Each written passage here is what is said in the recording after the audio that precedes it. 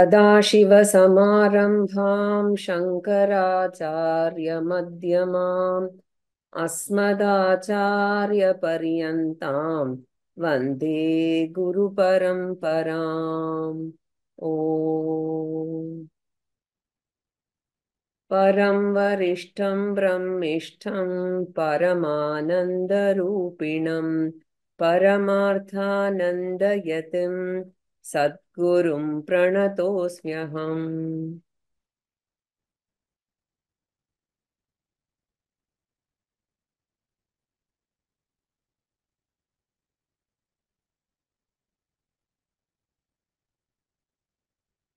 After explaining Anatma in verses 27 to 33, from the 34th verse up to the 38th verse, Atma is being explained. We saw a brief introduction regarding the nature of Atma, right? We saw that Atma is the nature of consciousness. 1 second.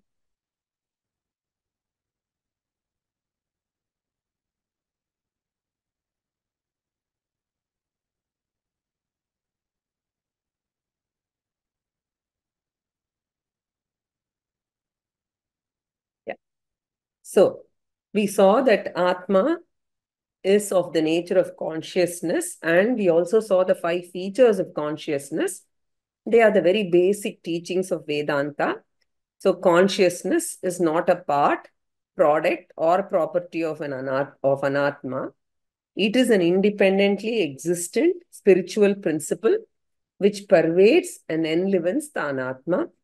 This consciousness is both eternal and all-pervading, which means the limitations of the Anatma really do not belong to or affect the Atma.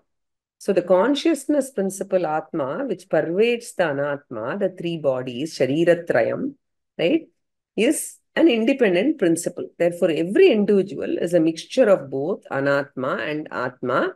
And when we use the word I, the very word I refers to the mixture of Atma and Anatma.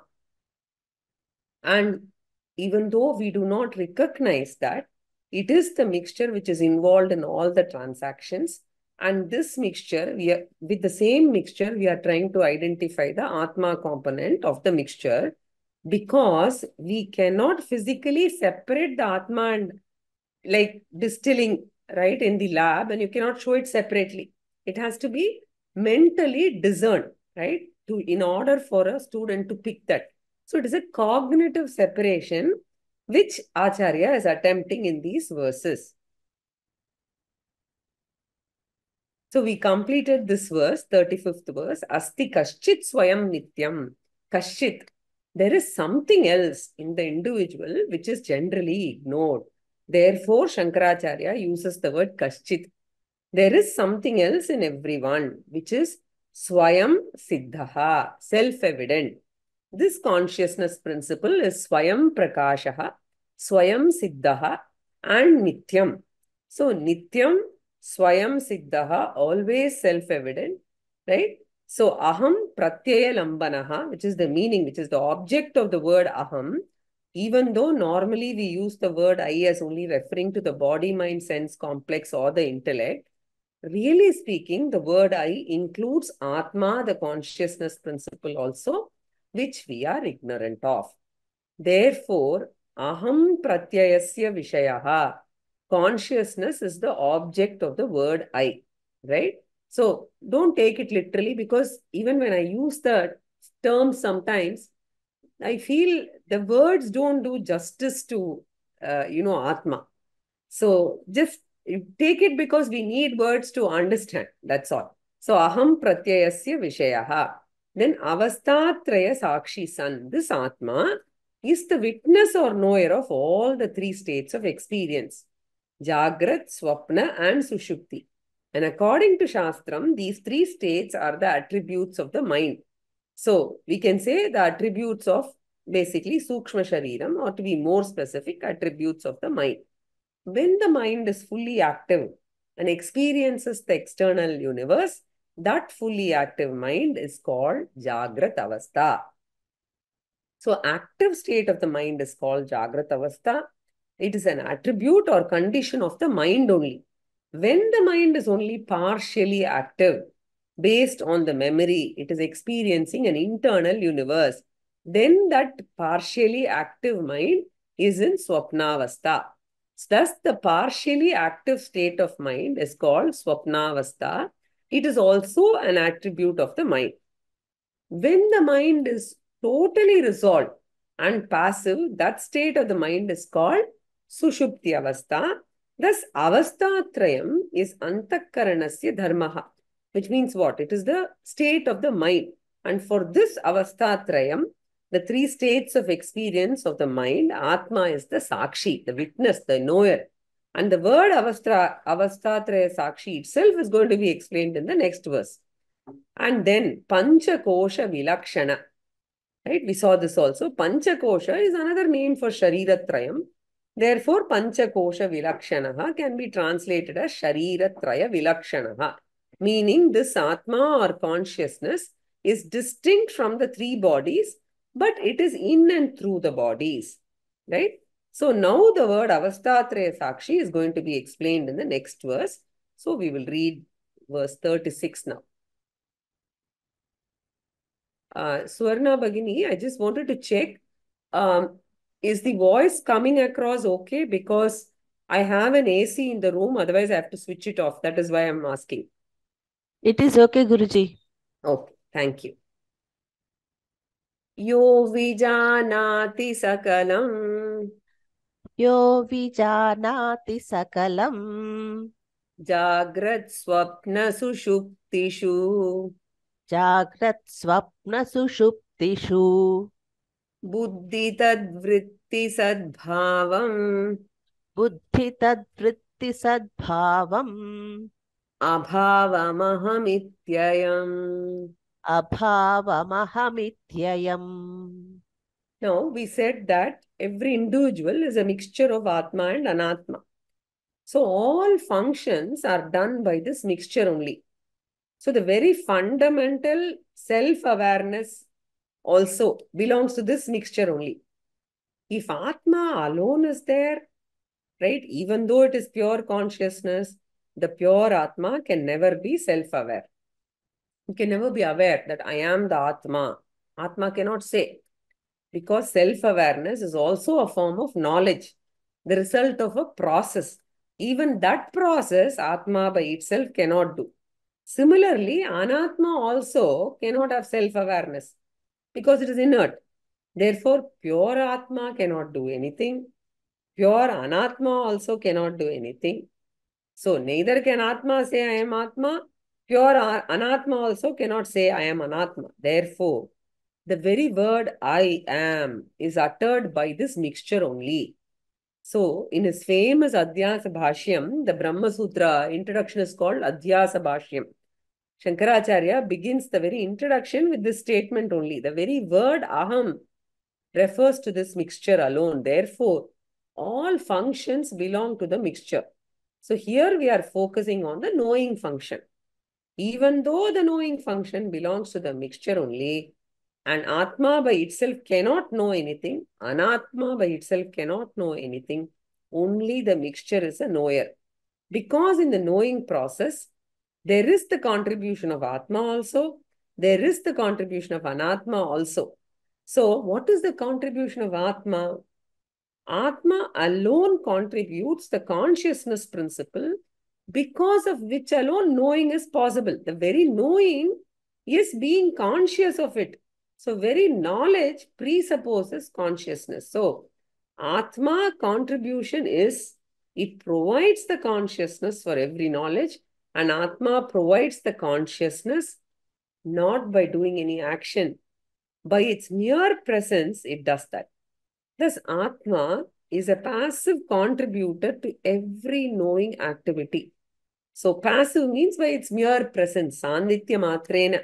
It makes consciousness available for every knowledge that takes place. But Atma's contribution of consciousness alone is not enough for knowledge.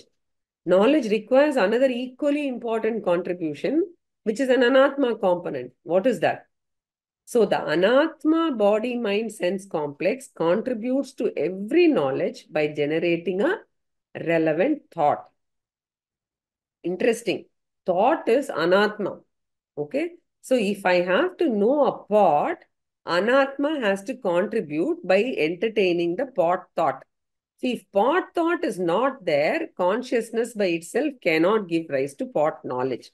This is one of the advanced concepts of Vedanta, which is discussed by Vidyaranya. It is discussed by Nishchala Dasa in Vichara Sagara. Very, very advanced concept, theory of cognition.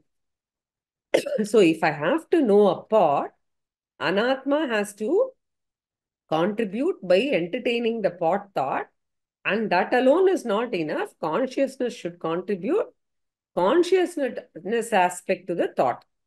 But Anatma, especially the mind, has to generate the relevant thought.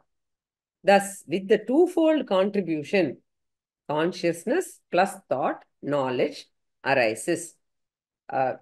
People interested in noting this, it will be vritti vyapti plus phala vyapti. It will get discussed in very, very advanced texts. As we go deeper, you can study about. Of this, Anatma is an active contributor because it is active in generating the relevant thought. Whereas, Atma is not an active contributor, but a passive one. By its mere presence, it contributes. Like the light in this hall, right? So, there is light here. Otherwise, you will not be able to see me. It contributes, right? But it is a passive contributor. This camera is the active contributor, right? So, it is exactly like another example. The bulb gives light in a room. Why? Because the electricity passes through it, right? So, the electricity and bulb mixture alone illumines the room, right?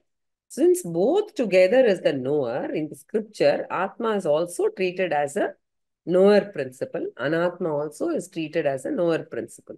So, knowerhood is shared by Atma and Anatma. But we should remember, when I say Atma is a knower, it's not the pure Atma, but it is Atma in conjunction with Anatma. So when I say Anatma is the knower, you should remember Anatma, the mind, is a knower in conjunction with the Atma. So this is clearly understood even when it is not clearly stated. So in this verse 36, Shankaracharya is defining Atma as the knower principle. What type of knower? Passive knower. By contributing consciousness to every knowing act. So Atma contributes to every knowing act. Therefore, Atma is a knower.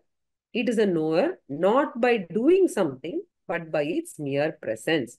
This non-changing passive knower Atma is called Sakshi. So the Sakshi refers to a passive knower, non-changing knower. And the definition of Sakshi is Nirvikara Drashta, Nirvikara Shrota.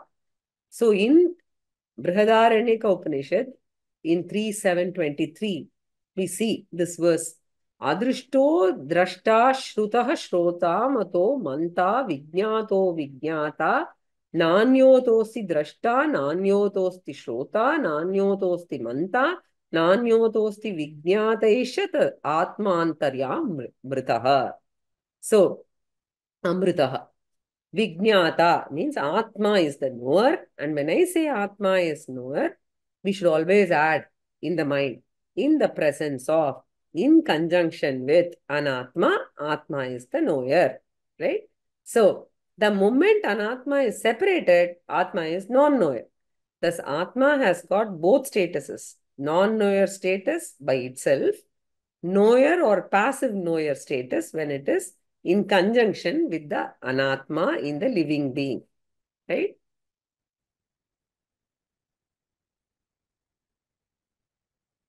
And therefore he says, Yaha vijanati sakalam. So here Yaha, the Atma, passively without undergoing any change, sakalam vijanati, knows everything. First it knows and reveals Anatma number one. Very interesting, the Karana Shariram. And along with the Karana Shariram, it knows the Sukshma Shariram. Then along with the Sukshma Shariram, the consciousness illumines the Stula Shariram. And through the Stula Shariram, the consciousness illumines the entire universe. Thus, consciousness illumines Karana Shariram, then Sukshma Shariram, and through that, Stula Shariram. And through all of this, the entire universe. Thus, one consciousness alone illumines everything. Yaha vijanati. Atma knows. Atma is a knower. Right? So, whenever the statement is made, because you have to remember, in the presence of anatma, Atma can function as a knower of sakalam, everything. Right? So, Jagrat, Swapna, Sushuptishu. In all the three avasthas, Atma illumines everything. That means Atma is present in all the three avasthas. When we go to deep sleep state, the physical body is non-functioning. Mind and sense organs are resolved. Even though everything has resolved, even though the entire world has resolved, the Karana Shariram and the blankness is again revealed by that consciousness principle only. So when you say there is nothing, right, it means there is nothing other than consciousness. So when you say my mind went blank, right, it means in the mind, nothing was there other than consciousness. Because even in the blank state, consciousness is there to illumine the blankness, because of which we are able to say that mind is blank. Thus, consciousness never becomes absent, it is ever present. Even in pralayam, consciousness is present. So, Jagrat, Swapna, Sushupti. Then, Buddhi, Tadvritti, Sadbhavam, Abhavam. Not only it illumines the external world, it illumines the internal conditions also. In the waking state, mind is there. In dream state, mind is there. The presence of mind, I know. I know my mind. I know the thoughts rising in the mind. I know the knowledge rising in the mind. Emotions rising in the mind. Therefore, mind also I know. Thoughts also I know. All these I know. Who is that I who knows? So Shankaracharya says it is the consciousness principle which by its mere presence makes the mind known and the thoughts also known. Therefore, buddhi tadvritti. Buddhi, antakaranam, basically mano, buddhi, ahankara, chitta, all of them. Tadvritti, as well as the thoughts, whether it is knowledge, emotions, doubts, all kinds of vrittis. Sadbhavam, meaning their presence. Both mind and thoughts are present in the Jagrata Avastha and Swapna Avastha. Therefore, in Jagrata and Swapna, Buddhi Tadvritti Sadbhavam, right? And you connect it to Yaha Vijanati, Atma Vijanati. Atma is the one which knows all this. Just by its mere presence, it reveals. And when deep sleep state comes, mind resolves, thoughts also resolve. Only Karana Shariram is there. Right? So, therefore, Abhavam, Buddhi Abhavam, and Tadvritti Abhavam, the thoughts and the mind, right? The absence of the mind and thoughts also, Yaha Vijanati. Only Atma knows. Atma Vijanati. So, what is that Atma? Shankaracharya says, Aham Vijanami iti. We don't say Atma knows the sleep state. We say, I know the sleep state. Therefore, when I say I was aware of my sleep or I was aware of the blankness, the meaning of the word I there is Atma. In fact, very often we refer to Atma without knowing it is the Atma we are referring to. When you say I am aware, meaning of the word I is Atma only. Aham iti yaha vijanati ayam atma bhavati. So, aham vijanami iti yaha vijanati saha ayam atma bhavati. Right? So, that's a definition basically. Therefore, according to Vedanta, my real nature is non-changing consciousness I, who am aware of the changing world, changing body, changing mind, changing emotions, changing knowledge, changing confusion, doubts, all of them I reveal by my mere presence.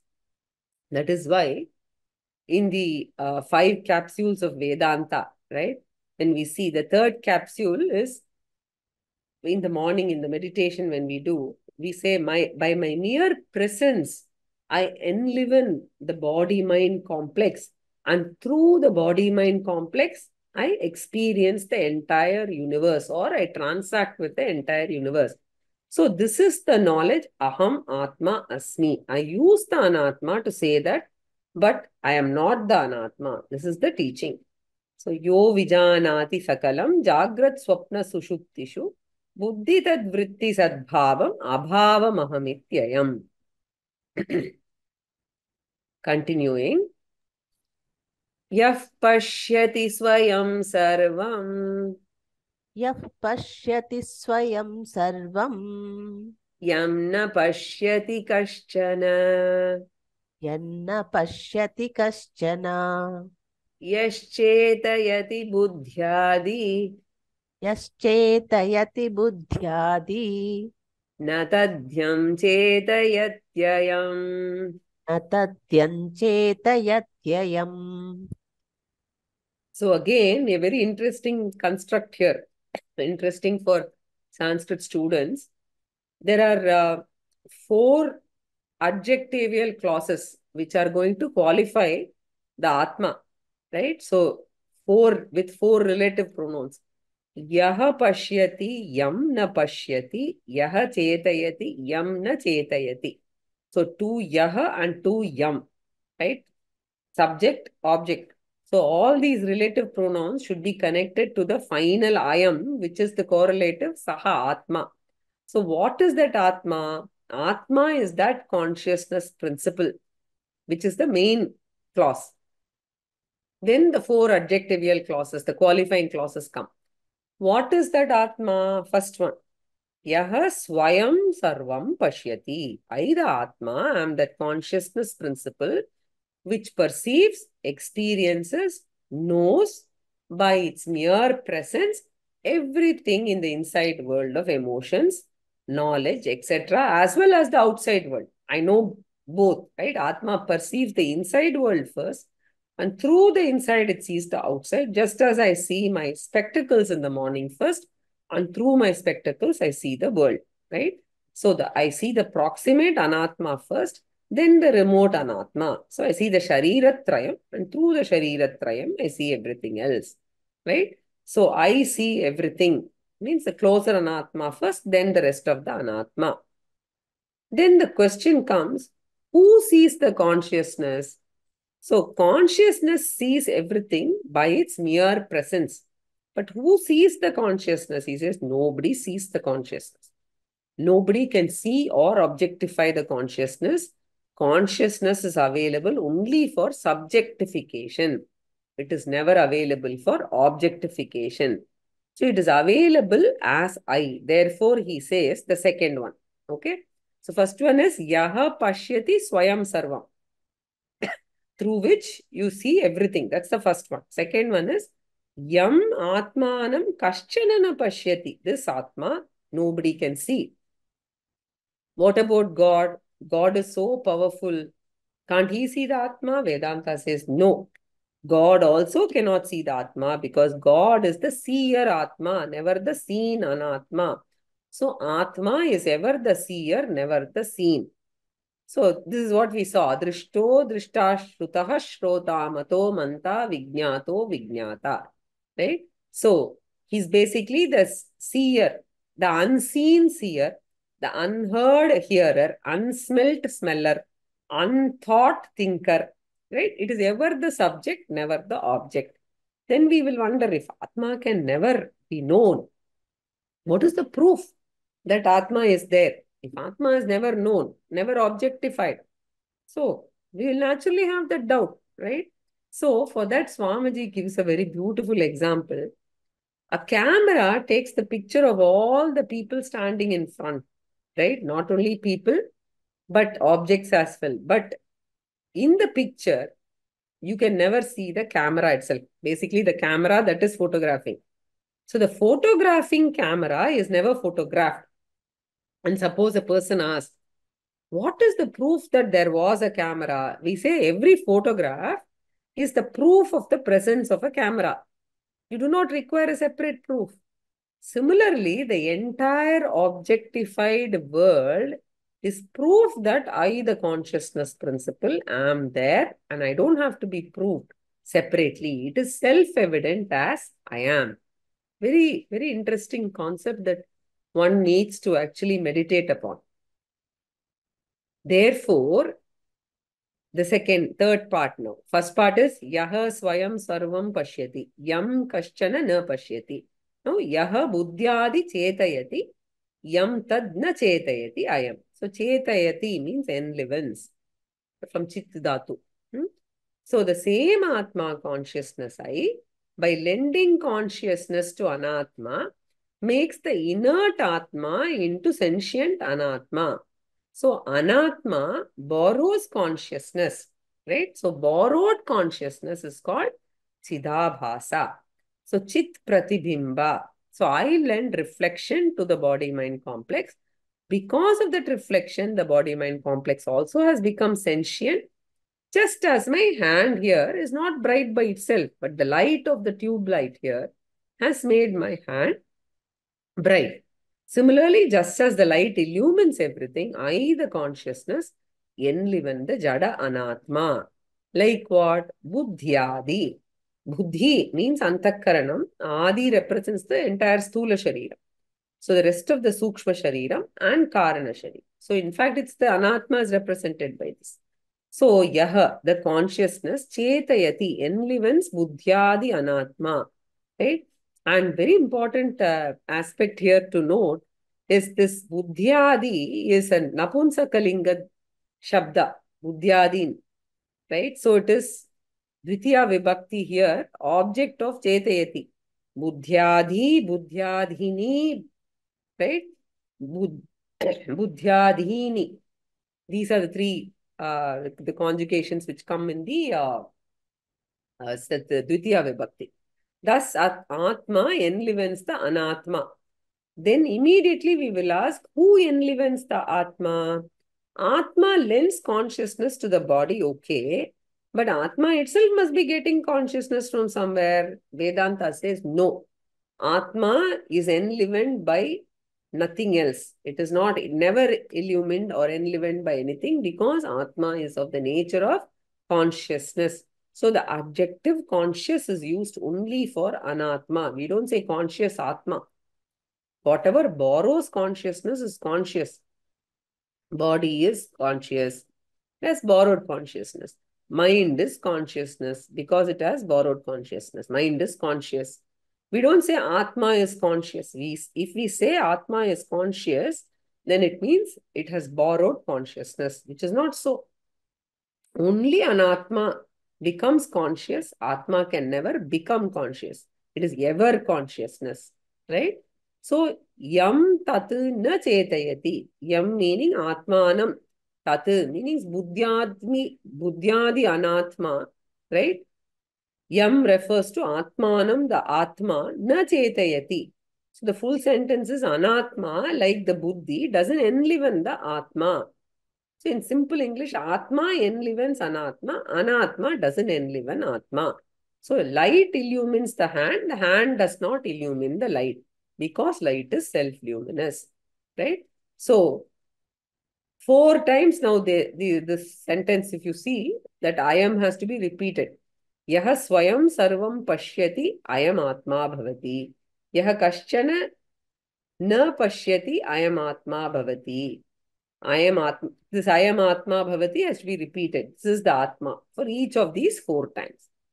So, yaha pashyati swayam sarvam yam na pashyati kaschana yaschetayati buddhyadi na tadhyam chetayatyayam.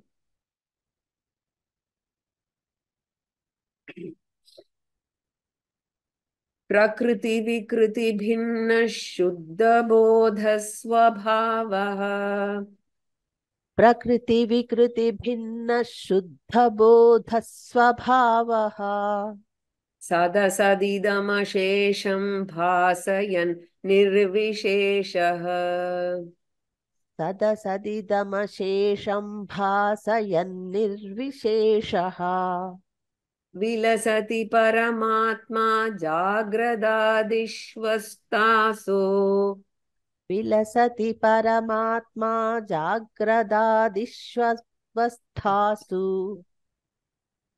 Ahamaham sakshat sakshi rupena buddhehe. अहमहमिति साक्षात् साक्षिरूपेण बुद्धेः. So, this one is a very, very beautiful shloka, capturing the entire essence of the Vedanta. So, the main sentence is Paramatma Vilasati. Paramatma is all the time evident. Anatma is evident now and then. So, when I look at A, B is not evident. When I look at B, C is not evident. So, Anatma becomes evident and non-evident. In and through all of them, one thing which is ever evident without we separately working for is that I am, I am, I am, I am seeing a form, I am hearing a sound, right? That I am is always there, right? So, which is effortlessly evident is the Atma, and that Atma is called Jivatma by the ignorant person. That Atma is called Paramatma by the Shastra. Therefore, Shankaracharya says, this consciousness principle, which is really Paramatma, Vilasati. Vilasati means shines. Shines meaning not like the local light or something. It is like, it is self-evident, right? Pratibodha Viditam, right? Paramatma Vilasati. And how to see that Paramatma? Should I undertake any exercise? Should I actually meditate? Should I go into Nirvikalpaka Samadhi? Or should I go away on a retreat and say, stay in solitude like, the Buddhist monks for several years, right? He says no special occasion is required. Aham iti sakshat sakshi rupena buddhehe. So aham iti, it is always evident as I am, in the form of I am, in the form of self-awareness. It is always evident, just as the light is evident all the time, right? So now, when you read the first line, the light is there. Read the second line, the light is there. The third line, the light is there. The lines change, but the light is the same, right? And because of the light alone, everything becomes evident. Similarly, I am the consciousness, evident all the time. And when happiness comes, consciousness is evident. It makes the happiness evident. When sorrow comes, worry comes, anger comes, all the time I, the Atma, am evident. No special occasion is required or some surrounding is required for that, right? So it is not that the guru will say, oh, great, Shishya, you have reached a certain point. Now you just turn inwards and for you, Atma will be evident. Doesn't work like that. Or there's no separate special ceremony for an upadesha or anything, right? So the ever evident consciousness is the real I, not the body, not the mind. So I have to know it, not in any avastha, but Jagrata avastha. At the time of Vedanta Shravanam, I have to claim the Atma. Therefore, Paramatma Aham iti vilasati, shines, right? So Visheshena lasati. So all other descriptions, all other words here are descriptions of that Atma, and every adjective is a very, very important one. So we'll take the first word as Shuddha Bodha Swabhavaha. So Swabhavaha means Swarupam. So I, the Atma, am of the nature of Bodha. Bodha means Chaitanyam.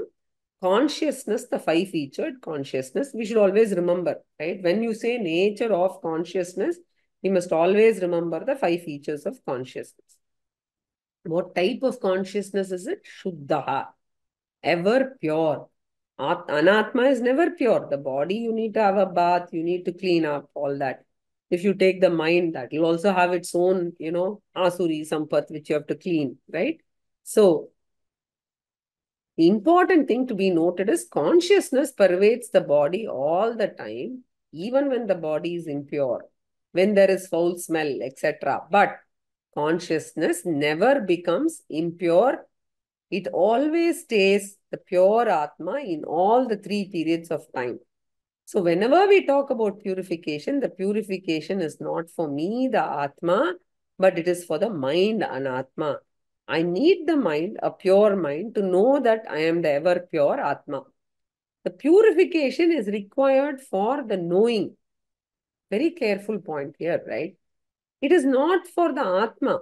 So, sadhana chatushtaya sampatti is required for jnanam, not for moksha. Why? Because moksha is my very nature. But to know this, I require a pure mind. Therefore, Shuddha Bodha Swabhavaha, I am of the nature of pure consciousness. What type of consciousness? Paramatma Prakriti Vikriti Bhinnaha. Prakriti means Karanam, Vikriti means Karyam. So here Prakriti refers to the Karana Shariram, Micro Karana Shariram and the Macro Karana Prapancha. So Prakriti is Karana Shariram plus Karana Prapancha and Vikriti is the other four, right? Sukshma Shariram, Sukshma Prapancha, Stula Shariram, Stula Prapancha, all products of Maya, right? So all of them come under Vikriti. So Maya is basically Karana Prapancham, right? So it also includes Avidya. Avidya refers to Karana Shariram. Therefore, I am different from the universe. I am different from the cause of the universe, Maya. I am different from the body. I am different from the mind. I'm different from the thought. I'm different from the blankness in the sleep state. I'm different from the entire changing Anatma.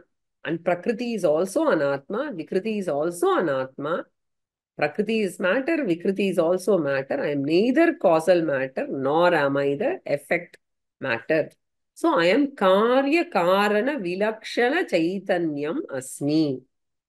Right? If these verses, if we are able to assimilate and practice, we do not even need to work for moksha separately because the moment I claim I am the Chaitanyam, I am Nitya Muktaha, moksha is my very nature. If somebody asks what sadhana you are doing, right? What sadhana? I know I'm always free, right? I don't need any sadhana. That is the view of the jnani, right? Because he's already attained moksha. So our expectation of moksha as a future event itself will start receding. So when it becomes nil, there's no expectation of moksha, then you know that you are a jnani, right? In your own mind. So there's no question of, waiting for another janma, one more janma, etc. Right? So then, sat asat idam ashesham bhasayan nirvisheshaha. As the consciousness principle, I illumine the entire universe. Bhasayan means illumine and the same consciousness in all living beings. So if there is a celestial in the heaven, that celestial has also got the same consciousness, right? So therefore, though through infinite bodies are there, and one consciousness alone, Bhasayan, illumines the infinite universe. What is Ashesham? Everything within as well as without, Bhasayan, it illumines. Even though we use the word illumines as a verb, we should know consciousness illumines or reveals or knows not through an action, but by its mere presence. Therefore, Bhasayan. Sat and Asat. Asat means Amurta Prapancha. The world which is intangible, world of emotions, world of concepts, world of ideas. These are all called Amurta Prapancha. Even Akasha and Vayu are called Amurtam. So the space and air are intangible, invisible principle. So fire, water, earth, everything comes under Murta Prapancha. Both tangible and intangible universe I am aware of. All the concepts will come under Amurtam. So vague concepts, everything that is not crystallizable will be Amurtam. So Asat means Amurtam, Ashesham, all of them without exception, Bhasayan. I, the real Atma, which is none other than one Paramatma, illumines. Nirvisheshaha. And since illumination is not an action, there is no quantification or fluctuation in the intensity. Similarly, like light intensity, there's no difference. Consciousness also does not fluctuate at all. Now, if I say sometimes I'm not able to concentrate in class, my mind is dull, etc., there the problem is not with the Chaitanyam or the consciousness. It is the dullness of the reflecting medium, the mind, right? So, nirvishesha, without any vishesha. Vishesha means additional faculties, either increasing or decreasing features. It doesn't have. It is uniform. And this Paramatma, which is I, Jagrat Adishu Avastasu Vilasati. It shines. It is revealing, self-revealing. You don't require any other instrument to reveal consciousness. Therefore, Vilasati, it independently shines. Aham, aham iti buddhehe sakshi rupena sakshat. Sakshat means aparokshataya. Aparokshayataya means self-evidently, without requiring any pramanam. Pramana nairapekshena is the meaning of the word sakshat. Thus, independently, the Paramatma vilasati. When Jagradadishu avastha. So, in all the three states of experience, even in Sushupti, even though the mind is dormant, at that time also the blankness of Sushupti is revealed by the consciousness. You get up only on after waking up, I'm able to say, oh, I slept well. Revealing I, the consciousness, was there in Sushupti also. Therefore, Jagradadishu means waking and other states, right? So it is all the three states. The Chaitanyam shines. How is it available? Aham, aham iti. So Brahman is available only in the form of I. Claiming I am Brahman alone is called Brahman knowledge. Claiming I am Brahman alone, right? As I alone. That Brahman as I alone is the knowledge, right? And that is not an object of experience, just claiming, discerning. Therefore, aham iti avindataya, avisheshataya, right? So you claim. And what is that I call? Sakshi Rupena. When Atma is in proximity of an Atma, it is called Sakshi.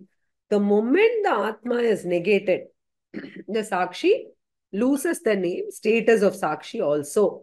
Exactly like a person is named husband only when the lady is there, right? If she is not around, then he is not going to be called husband, right? So he is a human being. Similarly, Atma is called Sakshi only when it is available along with Anatma. And as a Sakshi, it is called a passive knower. As Atma, it is called non-knower. So Sakshi is a passive knower. Atma is a non-knower. Therefore, Sakshi Rupena, as the Sakshi of Buddhehe, Sakshi of the Buddhi, Buddhi here means the mind. Atma, the consciousness, is the witness of the mind and also of the three states of the mind. Avasthatraya Sakshi, which was mentioned in the 35th verse, as being explained here. So, now with this, what has happened? We have seen two questions being answered. What did we see? What is Anatma was the fifth question, and we also saw what is Atma. So, two questions have been answered, and with the help of these two answers alone, we have to understand all the other 5 questions. Okay? So, Prakriti Vikriti Bhinna Shuddha Bodha Svabhavaha Sadasadidamashesham Bhasayan Nirvisheshaha Vilasati Paramatma Jagradadishvastasu Ahamaham Sakshat Sakshi Rupe Buddhe. Now we are going to see the answer to the next question. Ko nama bandhaha. Right? So that is kaha nama bandhaha, the very first question. That is what we are going to see now, which is 3 in our order now.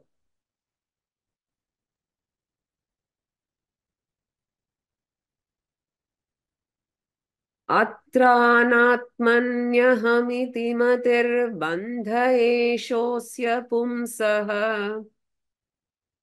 अत्रानात्मन्यहमिति मतिर्बन्ध एषोऽस्य पुंसः प्राप्तो ज्ञानाञ्जननमरणक्लेशसम्पात हेतुः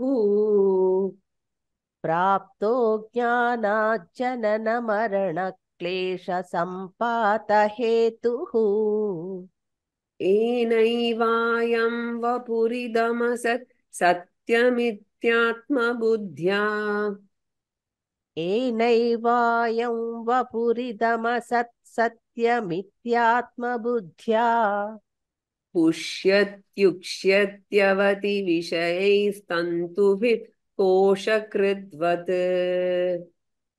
पुष्यत्युक्षत्यवति विषयैस्तन्तुभिः कोशकृद्वत्. Little tongue twister. Now, Acharya enters the third question. That is, in fact, the first question in that list. Ko nama bandhaha. What do you mean by human bondage?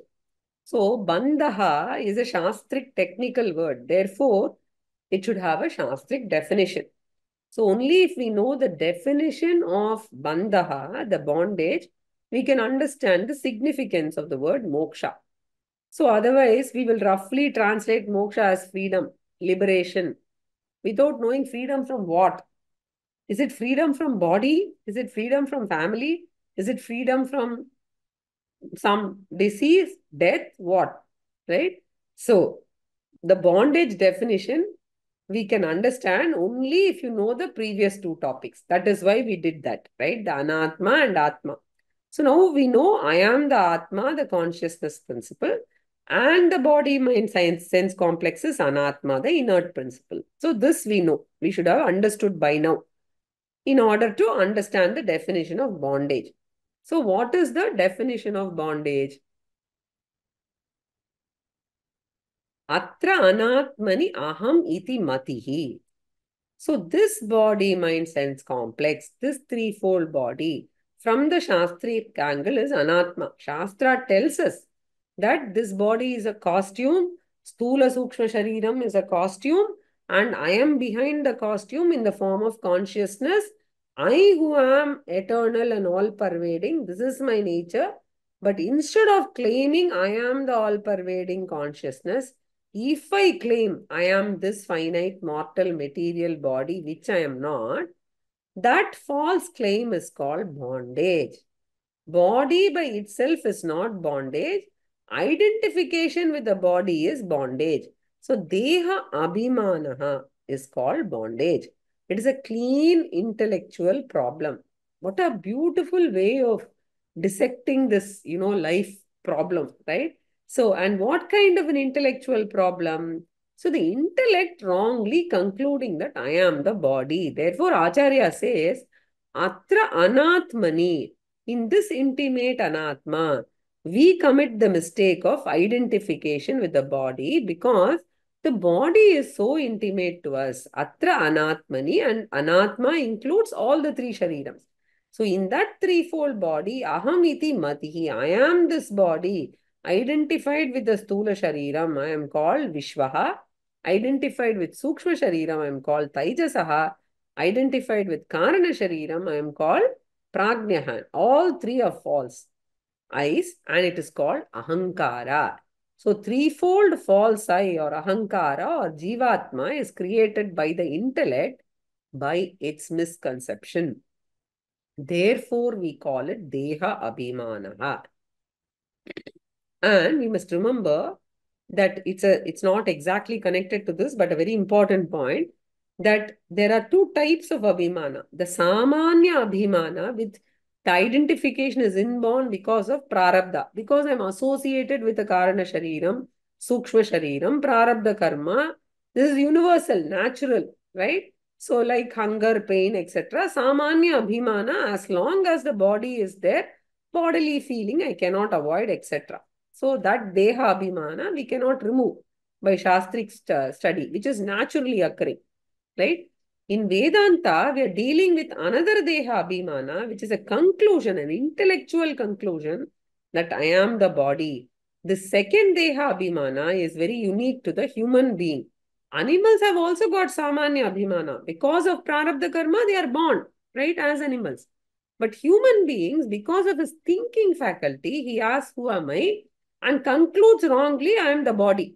So this intellectual conclusion is called Vishesha Abhimana, and it is this Vishesha Abhimana which is called Bandha or bondage. And through self-knowledge, we are not aiming at removing samanya abhimana. We are only removing the intellectual conclusion that I am the body. That is why Shankaracharya uses matihi. Aham iti matihi. Intellectual conclusion bandhaha bhavati.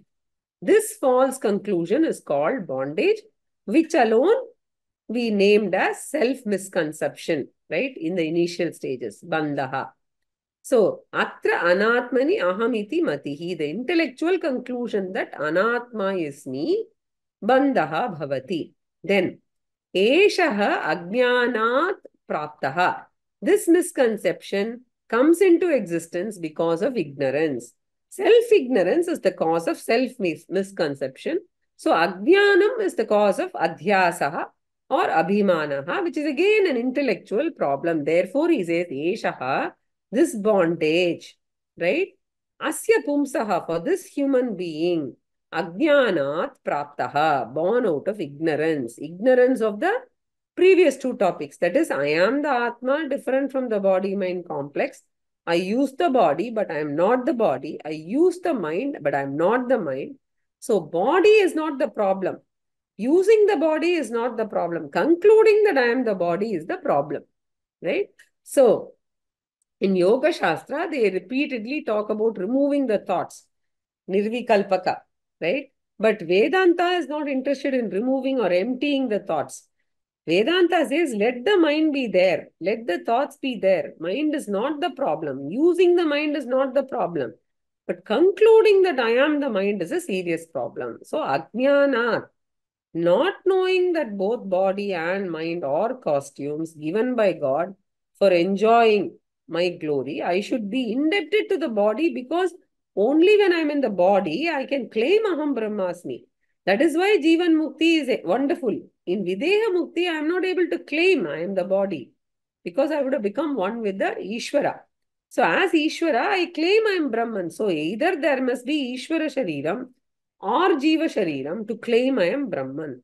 If there is no body, I cannot claim I am Brahman, right? So body is a blessing as long as I use the body to claim my real nature. The moment I ignore that nature, the body becomes a problem. So then, ekaha, you have to add, janana marana klesha sampata hetuhu. Once I conclude I am the body, we are caught in this huge web of samsara because the body is associated with prarabdha karma. And once I claim I am a human being, an individual living being, I can never claim to be free because I'm born with a huge baggage called prarabdha karma and I'm given a free will. And this free will, I have to continuously fight lifelong, right? So, if my body is a fit body, prarabdha is favorable. If I have congenital issues, I have a different problem. So day after day, year after year, this fight continues and everything is unpredictable, right? So once I grow up, I finish my studies, I have an extended family, the ahankara extended itself to mamakara, my spouse, my children, my family, my profession, etc. Right? And then grandchildren, etc. So thus a life of misery or insecurity begins. And the first one of these is Janana Marana. As the physical body, I am subject to birth and death. Na jayate mriyate va kadachit. Nayam bhutva bhavitva vana bhuyaha. Ajo nitya shashvatoyam puranaha nahanyate hanyamane sharire. So even though I transcend birth and death, that is not my conclusion, right? So I'm always worried. I am born. I celebrate every birthday. And as I actually cut the cake, I am reminded that I am getting closer to the death, right? So, and kleshahan, in between troubles or problems are there. I have falls, I have fever, all of that, right? And if I identify with my stula shariram, I have to worry only about this janma. If I identify with the sukshma shariram, I will also be worried about punarjanma, right? Punarapi maranam, punarapi jananam, right?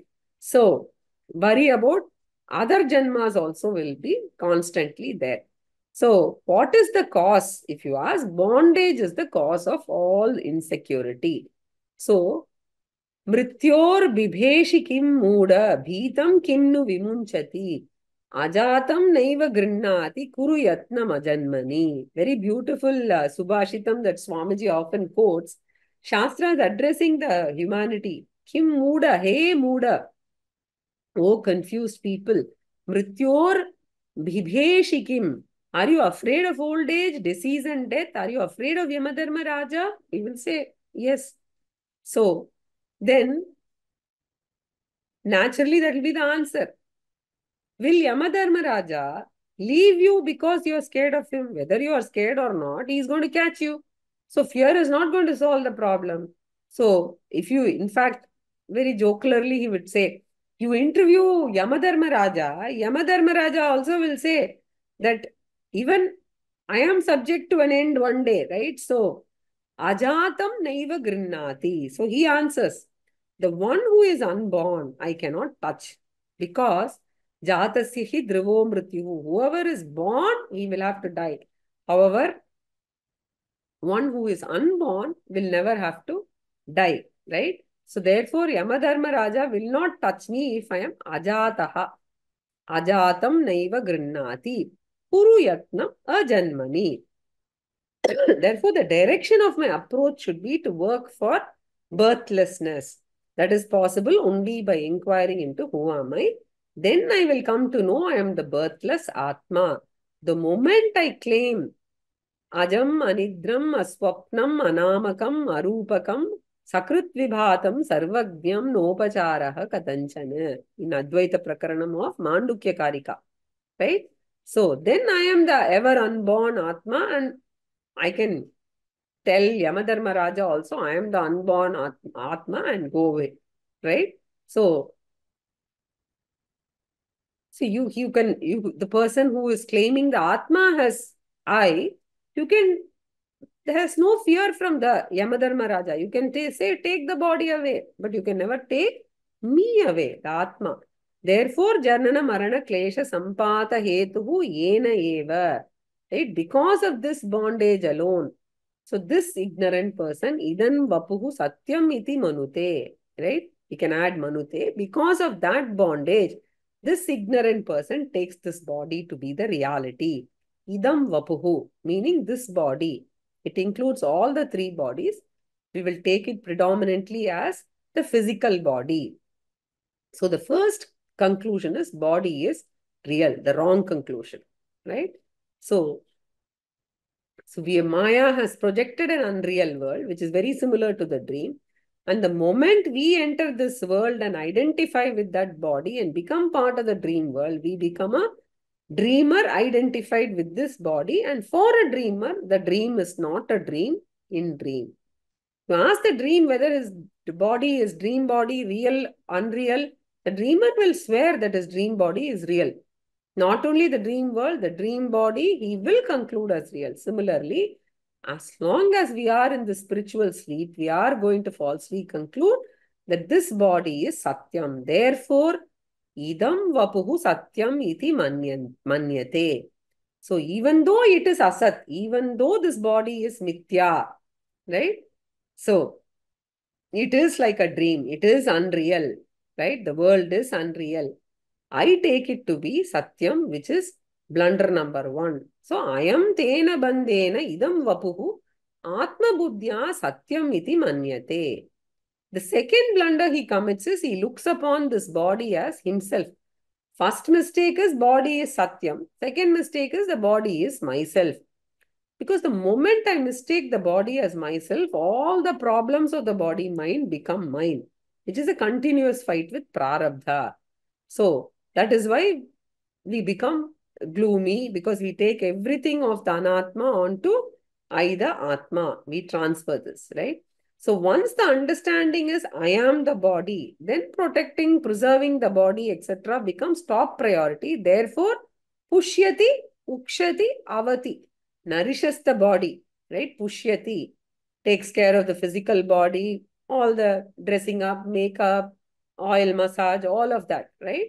And so much attention to the body. And after 40, you have preventive checkup, master checkup, all of that, right? So, pushyati nourishes the body with all care. Ukshati sprinkling water, cleaning the body, right? Not only with water, but all different kinds of lotions and dressing up and all this to protect the body. Because anyway, you have so much of pollution, etc. So, pushyati, ukshati, avati protects the body, nourishes the body, and avati tries to protect the body from all types of diseases, etc. So, a typical human mind is net all the time anxious. So, pukshyati and ukshati. So, clean the body, and pushyati means to nourish, right? And all the time protect the body. We are only talking about that. So, all the time, this insecurity or anxiety is there. So, this is uh, the bondage. And tantubihi kosha kridvata. We'll see more about it in the next class. It is exactly like the thread of the silkworm. Just as the silkworm tries to protect itself with the help of the thread, similarly, the human being struggle to protect the body with various things. But that body can never be protected. It is intrinsically insecure, subject to decay. A jnani understands that, not that he ignores his health, but he understands the body is subject to disease, old age, and death, right? So we'll stop here and we'll see more in the next class. Purnamada Purnamidam Purnat Purnamudachyate Purnasya Purnamadaya Purnamevavashishyate. Om Shanti Shanti Shanti.